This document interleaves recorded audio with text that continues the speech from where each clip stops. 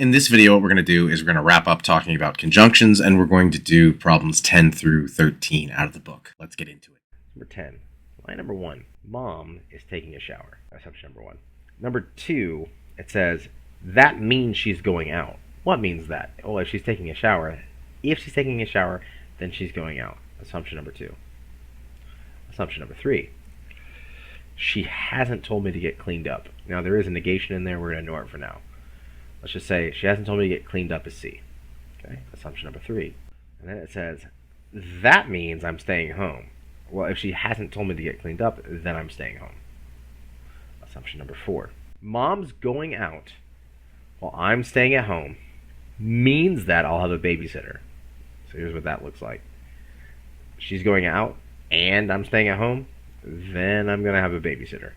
Okay, assumption number 5. And finally, assumption number 6. Okay, if I have a babysitter, it's going to be Rosalind. So, ergo, that means Rosalind is going to be my babysitter. Rosalind's going to be here babysitting me. Okay, based on these facts. All right, let's prove it. We've got 3 moves: arrow out, and in. Again, this one, can I? This one, can I? And this one, should I? Let's do it. First of all, do I have any arrows not in parentheses? Yep, got 2. This one and this one. Do I have any left side matches for either of them? Here. So I can get either one of these. Does it matter which one I get first? Nope, but let's do it in the order that I've got them. So this one, let's go ahead and get that one out. Arrow, left side match, that gets me G. G, arrow out. Where was the arrow? 2. Where was the left side match? 1. Okay, next thing on the list, can I do another arrow out? Right here. Arrow, left side match, that's going to unlock this. I get H. Arrow out, 4 and 3. Cool. Let's take a look at what we got. Can we do another arrow out? Is there another arrow I have not in parentheses? Well, this one's been here too since the beginning. Do I have a left side match for this one? No. Okay, next question. Do I have any dots that I can break apart? The only dot I have is here, and it's in parentheses, so I can't break it apart. It's locked. So the next question I have is, should I build anything together with a dot? So the first thing you should look at is my goal, an and. Is it a dot? No. The next thing you should look at is, do I have any left sides of arrows that are dots? No. No. Yes! This left side of this arrow is G.H. So if I had G.H together, I could totally unlock this B. Do I have the pieces to build G and H? Right here. Let's build it. So watch this. G.H. I'm going to build it. And in, where were those pieces? Line 7, line 8. And now that I've got this is the left side to this. So I have a left side match. So if I go back to this rule, do I have an arrow? Yep. Do I have, here's the left side, do I have a left side match? Yep, it's bigger, but it's still a match, which means I'm going to unlock B. Line 10, I get B. Arrow out, where was that arrow? Line 5. Where's that left side match that I just built? Line 9. And then here, look, do I have any other arrows not in parentheses? Yarp. I got this. Do I have a left side match to it? Right here in B. It's line 11. I can say B, it's a match. It unlocks this R. Oh, as a reminder, R is what I was trying to get in the first place, which means I can say arrow out. Where was the arrow that I just used? Here, line 6. Where was its left side match? Line 10. Number 11, line 1. This seems like a lot, but let's go through it. Mowing clockwise blows clippings towards the center of the lawn. Okay, so far that's line 1. That's C. And it says, and if this is so, and if this thing is so, then what? Beginning with 3 clockwise circuits will keep clippings off the sidewalk. Okay, great. Assumption number 1. Assumption number 2. Mowing counterclockwise blows clippings towards the perimeter. And if this is true, and if this thing is the case, doing the rest of the lawn counterclockwise minimizes mowing clippings. So that means here's what you're solving for, actually. Starting with 3 clockwise laps will keep the clippings off the sidewalk. Moreover, oh, remember that means and. Moreover, Doing the rest of the law in the other direction will minimize mowing clippings. So we're solving for S dot M. So first of all, any arrows not in parentheses. 2 arrows, they're in parentheses, they're locked. Moving on. Do I have any dots not in parentheses? This one and this one. So what this means is I can break both of these down. Which one should I do first? It doesn't matter. But I'm going to do the first one that comes first, so I get this. In fact, let's go ahead and break this one down. We get C, arrow, S, freed from its parentheses. That is and out on line 1 for both. Now to be consistent, I'm going to go back to the top of the list. Can I do an arrow out now? Do I have an arrow not in parentheses? Yeah. This thing I just got, do I have a left side match? Yeah, it was with it.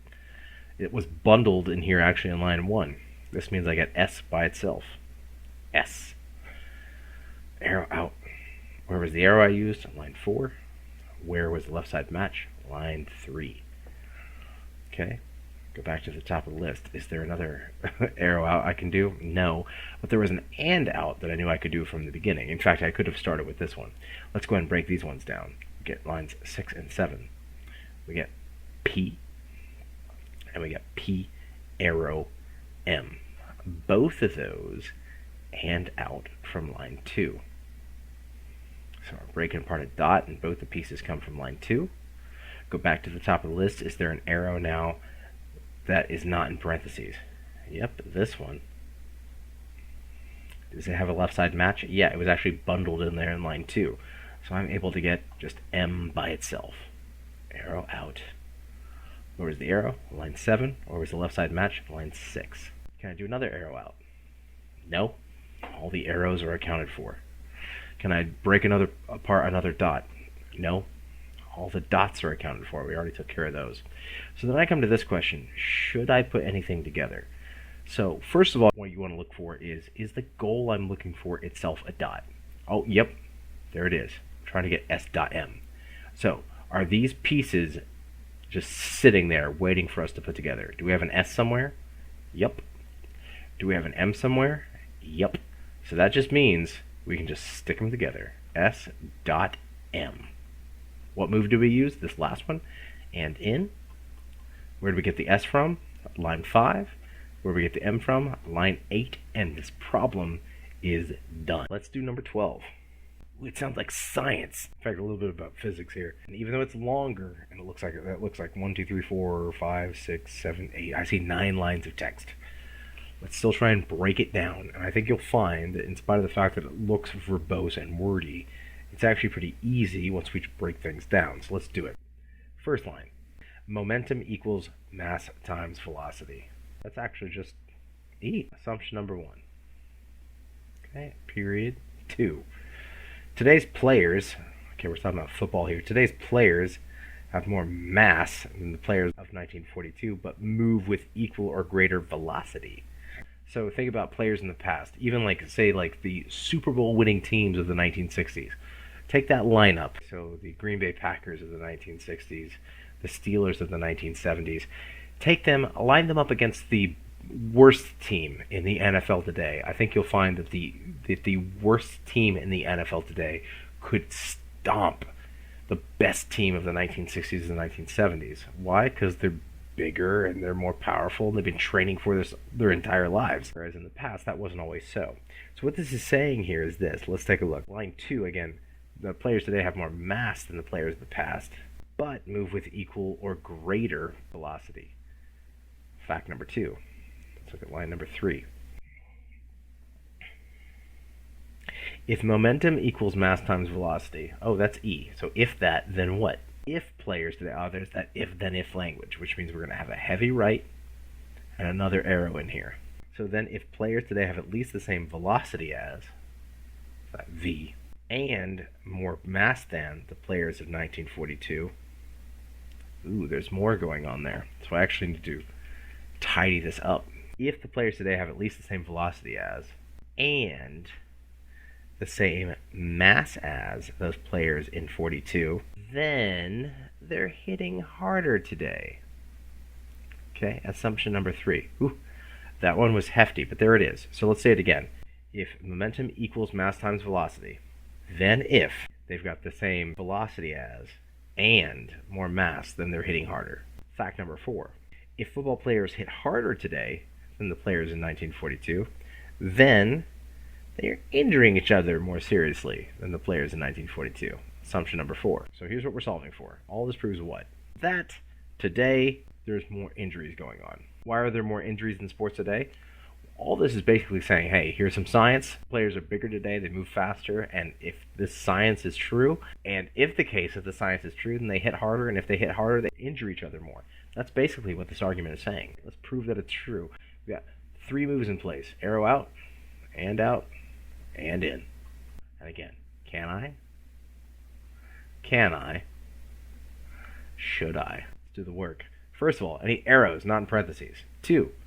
This one in line 4. This one in line 3. Now, do I have any left side matches? Yeah, the one in line 3. Look, there's that E. Its left side is E in line 3. There's a left side match in line 1, which means I unlock this from those brackets, which means I just get this thing. V.M, arrow H. How do I get that? Arrow out, 3 and 1. Okay, cool. That means that's a new arrow here that's freed from parentheses. So let's see, do I have any left side matches? Do I have an H? No. Do I have V.M? I got it, but backwards. That's actually going to come in handy here in a moment. Because now the next thing I want to do is, do I have any dots I can break apart? These dots are in parentheses. Those dots are in parentheses. I don't really need to work with them. These dots are not. M.V. Let's break them down. That gets us 2 things. M and V. Where'd it come from? We did the move and out. We got both these pieces from line 2. Any more arrows not in parentheses? Well, yeah, there's this one in line 5. Do I have a left side match? No. But I have the pieces to build it. So this is, again, when you get to this phase, all right, and in, should I do it? Well, look at your goal first of all. Is our goal a dot? No. Do you have any left sides that are dots? This one is V.M. Do I have the pieces to build it? There they are. So let's build it. We get V.M. Okay, how did we get that? From those pieces. And in 7, 6. Okay, now that I got this, now do we have any arrows not in parentheses for which I have a left side match? Right here. We got V.M, arrow H. Do I have V.M? I literally just built it for this reason. What does that unlock? H. How did I get it? Well, arrow out. Where was the arrow that I used? Line 5. Where was the left side match? The line 8 that I built a moment ago. Okay, go back to the top of the list. Now, do I have any arrows not in parentheses? No new ones, but actually there's this line 4 here, this H.I. Okay, do I have a left side match for this? Yeah, I just got it. H arrow I, there's H. That allows me, and I know a moment ago I said H.I. No, H arrow I. H arrow I, there's the left side match. What does that unlock? The I? Hey, that's what I wanted to solve for, which means I'm able to get arrow out 4, 9, because the arrow was in line 4, the left side match was in line 9. This problem is done. Number 13 is one of those that looks intimidating and complicated. It's not really, it just looks that way. Let's break it down line by line. First of all, line number 1. According to Archimedes' principle, a solid body floating in a liquid displaces a volume of liquid that has the same weight as the body itself. All that, it's simple. Notice there's no ifs, ands, or buts in there. That is just D. Assumption. Line 2. If this is true, if what's true? If D is true, then what? Then the chunk of ice has the same weight as the water displaced by its submerged portion. S. All this is saying here, like if you stick an ice cube in water, the water doesn't go up by 6 feet. It only goes up by how much it's being displaced by the ice cube at the time. Okay, cool. Fact number 3. The weight of a substance remains constant through melting. C. Okay. Fact number 4. Alright, so we know there's an arrow coming, and then we see 2 Roman numerals, which means 2 things are going to be put together, probably with an and. Is there an and in there? Yep. So 2 things with an and are going to be put together. What 2 things do we see? First of all, the ice has the same weight. Now I want to remind you, the letters here don't stand for the words, they stand for the statements. So that S doesn't stand for the word same, the S stands for the statement, the ice has the same weight as the water displaced by its submerged portion. That's S. The second component says, for example, the weight of a substance is unaffected by melting. Oh, this one, the author of your textbook's being really tricky. It's being unaffected by melting. Oh, so it's constant. Notice the word constant isn't in there at all, but that's what it means. I wouldn't do that to you on a quiz, but I just wanted you to know that's another thing that can happen. So if both those things are true, then the ice cube turns into a mass of water having the same weight as the water initially displaced by its submerged portion. 5. Provided that the cube turns into a mass of water having the same weight. Now look, it's got the word same, it's got mass. What is it though? The actual statement here that's being affirmed is W. Okay, if the cube of water turns into a mass of water having the same weight as the water initially displaced by its submerged portion, so if that thing W, it turns into a mass of water having the same volume as the water initially displaced. Fact number 5. Again, tough to figure out, because a lot of the same words are being employed. Remember, the letters here don't stand for the words, they stand for the statements. So if you go back and look at the statements, you'll see they're being copy and pasted throughout. Line number 6. The level of water in the glass will remain constant if the cube becomes a mass of water having the same volume as the water initially displaced. So there's an arrow. Whatever follows the word if is on the left side of the arrow. So listen, if it has the same volume, then the level of water in the glass will remain constant. If you put an extra ounce of ice in, the level in the glass will remain the same. Like as it melts, it'll be an extra ounce of water in it. This is also the science when you get in the bathtub, like how high the water goes. Okay, when you put ice in your water glass, how high will the water go once it melts? This is the science behind that, and the math behind it too, and also the logic behind it. So what we're solving for is this, that the level will remain constant.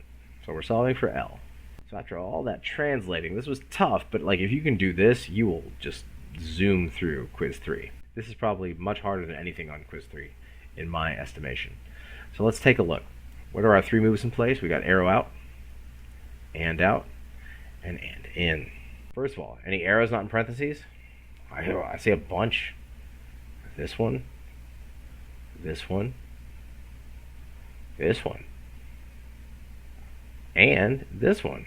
Any left side matches for these though? No, no, no. Yes, so let's go ahead and get that out. Here in line 2 we got D, arrow S. We got a match with D in line 1. Line 7, that gets us S. Arrow out. Where's the arrow? Line 2. Where's the left side match? Line 1. Any more arrows I can break out? I got 3 more arrows here. No left side match. No left side match. No left side match.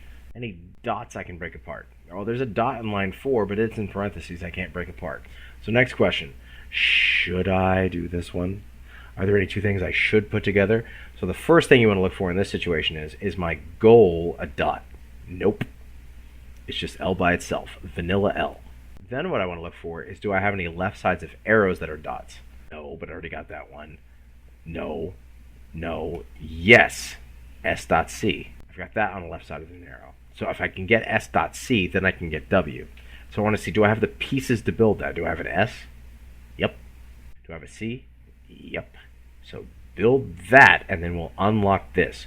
And we have the pieces to build it in 7 and 3. So let's go ahead and build it. We get S dot C. What move did we do there?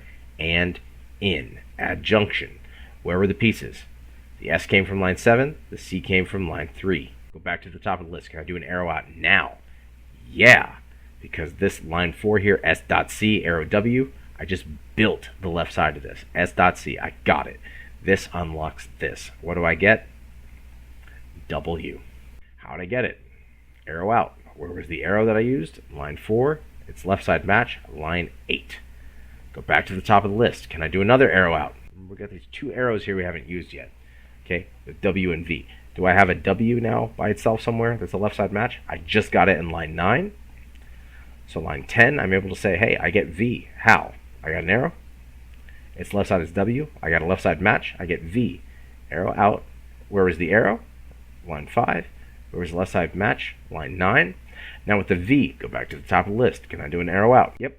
There's a V, arrow, L that's been here for a while, since the beginning. Do I have a V now? Yep. This is a left side match. It unlocks the L. The L is what I was trying to solve for in the first place, which means once I show my justification here on the right, I am done. How do I get the L? Arrow out. Where is the arrow? Line 6. Where's the left side match? Line 10. This problem is now done. Because science. And in this case, because logic. I'm able to demonstrate with these facts. It follows. The ice cube melts in your water. It's going to have the same volume, the same level of water there the entire time. Why? Because these facts, and we've proved it. Okay, that wraps up talking about conjunctions. But before we actually get to the stuff that's the review for the next quiz, that would be quiz 3, we're going to do some more stuff with conditionals first. So I'll do that in the next video. See you next time.